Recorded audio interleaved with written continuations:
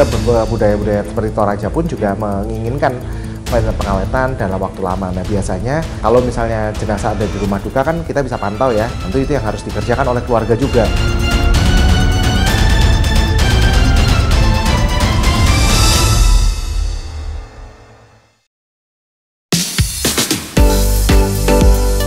Menyebut ikan asin, tentu bayangan kita akan terbawa ke sebuah sajian murah meriah nikmat yang akrab dengan keseharian masyarakat Nusantara. Cukup dicocol sambal jenis apapun, lauk ikan asin bisa-bisa membuat niat diet akan lumer seketika. Menjadi wujud dari salah satu metode pengawetan tertua di dunia, ikan asin memang tak bisa dipisahkan dari budaya kuliner Nusantara. Tetapi siapa sangka, tak hanya ikan ataupun makanan yang bisa diawetkan. Manusia dan organ tubuh pun bisa diawetkan atas nama spiritual dan juga kesehatan. Ikan asin tuh paling enak makannya sama sambal, terus sama nasi panas. Kalau aku Sunda sih sukanya sama nasi liwet ya Pak, enak banget. Rasanya asin, crispy, dikeringin, diasinin, dicampur sama nasi sama sambal. Sepotong ikan asin bisa ditemui dalam beberapa olahan kuliner dari yang paling sederhana hingga yang paling rumit. Contohnya saja ikan asin yang digoreng kering, lalu dicampurkan sambal merah atau sambal hijau. Perpaduan gurih dan renyah dari ikan asin membuatnya sangat fleksibel ketika harus bersanding dengan cocolan sambal ataupun ketika harus dipepes seperti peda. Tak hanya fleksibel, jenisnya pun bervariasi. Mulai dari teri, jambal roti, sampai ikan air tawar bisa digunakan untuk ikan asin. Metode pengawetan ikan asin sendiri disebut-sebut sebagai salah satu teknik tertua dan tradisional di berbagai belahan dunia. Dipercaya telah dikembangkan sejak tahun 3000 sebelum Masehi, pengawetan ikan asin hanya memakai garam dan matahari sebagai media utamanya. Garam ditaburkan dalam jumlah banyak di permukaan ikan hingga menyerap sempurna, lalu diamkan hingga 3 jam. Dalam proses pengeringan, ikan asin biasanya perlu dijemur di bawah terik sinar matahari selama 2 hingga 4 hari hingga terlihat kadar air pada ikan berkurang. Garam berperan sebagai pengawet alami yang cukup efektif karena memiliki sifat higroskopis atau menyerap air dan mampu mencegah pertumbuhan bakteri yang dapat menyebabkan pembusukan. Bila pengawetan dilakukan dengan tepat, ikan asin akan mampu bertahan 2 hingga 6 bulan dalam suhu ruang yang kering dan sejuk. Tetapi, pengawetan ternyata tak hanya sekedar berkutat pada makanan. Di peradaban Mesir kuno, mayat para raja-raja akan diawetkan dalam sebuah proses mumifikasi. Tak main-main, mumi tertua yang ditemukan oleh para peneliti dengan kondisi baik mencapai usia 5.600 tahun.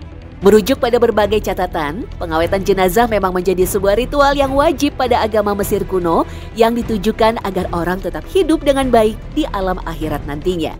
Seiring meningkatnya kejayaan Mesir kala itu, praktek penguburan atau mumifikasi bertransformasi menjadi simbol status bagi bangsawan ataupun para raja. Inilah yang membuat terciptanya makam-makam yang lebih megah seperti piramid.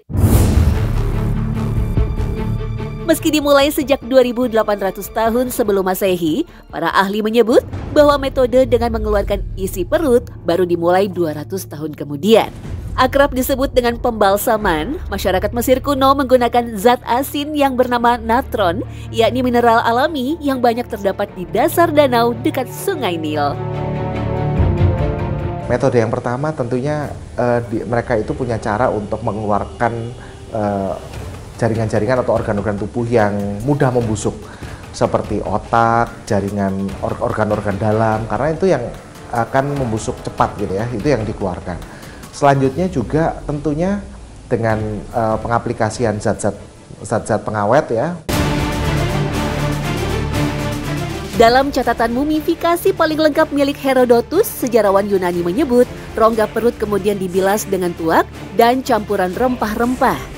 Disebut-sebut kamper atau biasa kita kenal dengan kapur barus menjadi salah satu elemen untuk mumifikasi.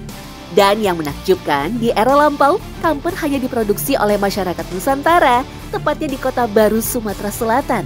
Kemudian dari seluruh organ tubuh, hanya jantung yang tidak dikeluarkan. Karena menurut tradisi, jantung adalah pusat pikiran dan perasaan, dan karena itu masih dibutuhkan di akhirat.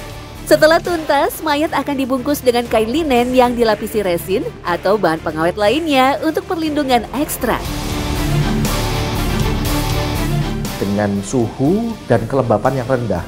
Jadi dengan menempatkan jenazah itu di dalam peti jenazah di Mesir itu dan kemudian ditaruh di dalam piramid, itu sebetulnya mengakibatkan suhunya menjadi panas, ya tinggi, kelembapannya rendah sekali, sehingga akhirnya kulit itu pun menjadi kering.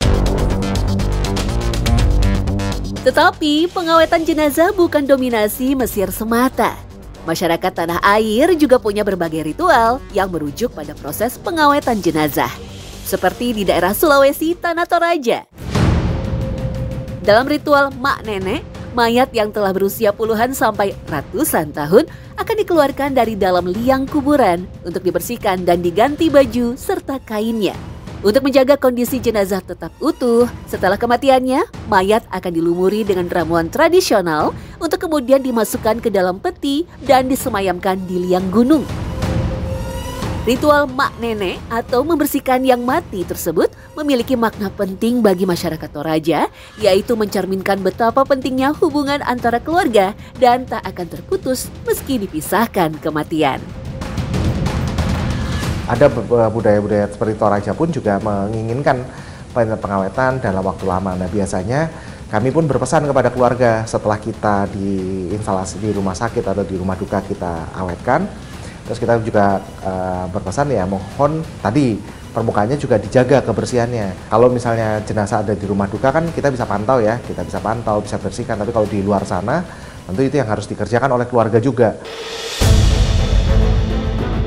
Tak sekedar makna ritual, pengawetan pada organ manusia pun dilakukan pada dunia medis modern justru untuk tujuan kesehatan. Salah satunya adalah pengawetan plasenta atau ari-ari yang dipercaya ampuh untuk pengobatan penyakit kronis. Dalam dunia kedokteran disebutkan ada sebuah sel ajaib yang memiliki kemampuan untuk menjadi banyak sel berbeda di dalam tubuh. Bagian itu biasa disebut sel punca, sel pokok atau juga stem cell.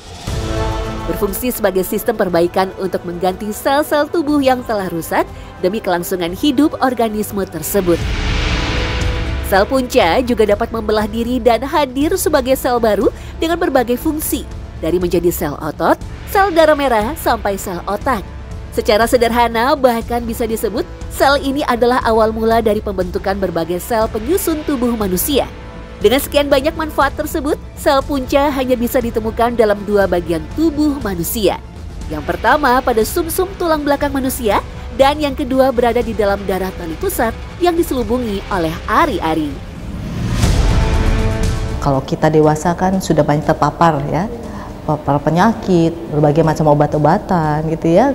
Namun pada saat bayi baru lahir tentunya masih belum matur, belum matang, kemudian paparan penyakit juga lebih rendah gitu. Jadi resiko terinfeksinya lebih kecil.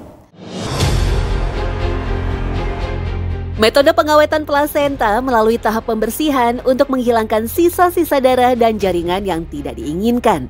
Kemudian dibekukan untuk menjaga kualitas hingga pada tahap pembuatan ekstrak plasenta yang dibentuk menjadi kapsul.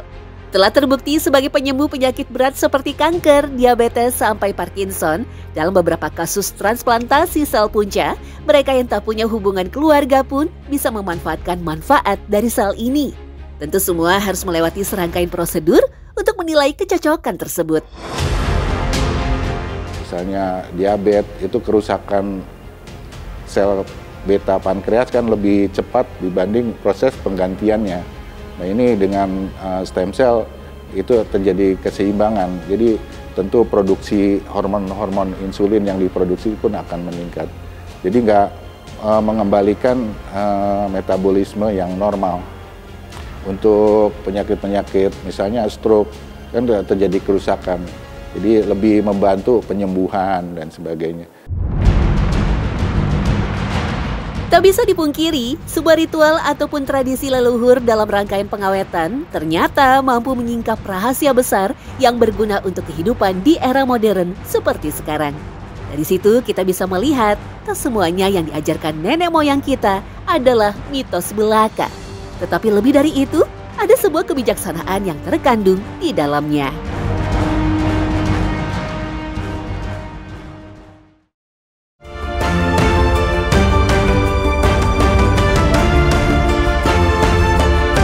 Jalur Langit, setiap Sabtu dan Minggu, jam 5:15 pagi, mulai 12 Oktober. Ini baru